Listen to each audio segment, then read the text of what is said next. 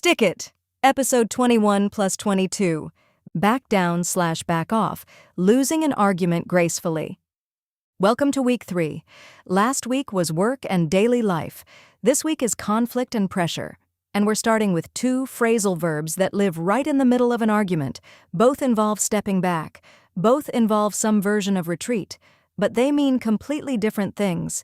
And using the wrong one at the wrong moment can make a tense situation significantly worse. Let me share with you a personal story. Last year, my colleague Davide and I disagreed about a project timeline, publicly, in a meeting, in front of 7 people. David said 3 weeks was enough. I said 5. He pushed. I pushed back.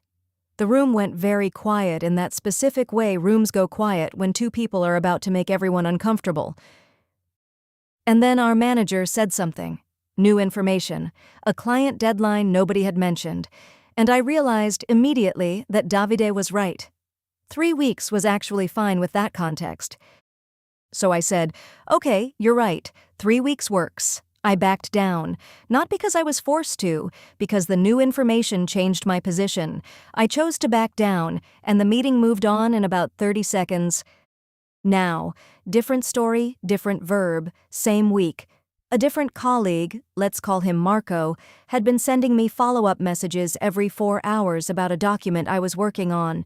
Tuesday morning, Tuesday afternoon, Tuesday evening, Wednesday morning. On Wednesday afternoon, I replied, Marco, I have this. I will send it by Friday. Please back off. I said it more politely than that, but that was the message. Back off. Stop the pressure. Give me space to actually do the work. Back down means to withdraw from a position or argument, to accept that you were wrong or that continuing isn't worth it. You back down from a position. She refused to back down even when the evidence was against her. He backed down once he heard the full story. Sometimes backing down is the smartest move in the room. Back off means to stop pressuring someone, to step away from the intensity, give space, reduce the aggression. Back off. I've got this. She told him to back off and let her handle it. The situation calmed down once everyone backed off a little. Here's the key difference. Back down is about your position, your argument, your stance, your claim. You change your mind, or you accept the other side. Back off is about your behavior, your pressure, your intensity, your presence in someone else's space. You don't change your position, you just reduce the volume. Let me share another example. In negotiations, business, political, international, these 2 verbs appear constantly. A country backs down when it changes its official position. A negotiator backs off when they stop applying pressure, even temporarily, to let the other side breathe. One is a concession, the other is a tactical pause. Both can look like weakness, neither necessarily is.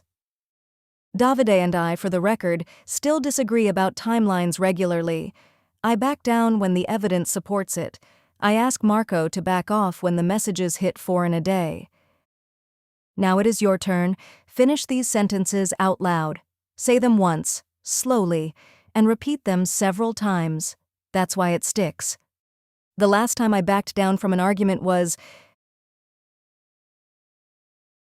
I find it hard to back down when I once had to tell someone to back off because. In short, back down means withdraw from a position, change your stance, accept the other side. Back off means stop pressuring, reduce the intensity, give someone space. One is about what you think. The other is about how you're behaving. Both matter, both take practice. Next episode, stand up for and stand up to. 2 more phrasal verbs that sound almost identical and feel completely different when it counts. See you there.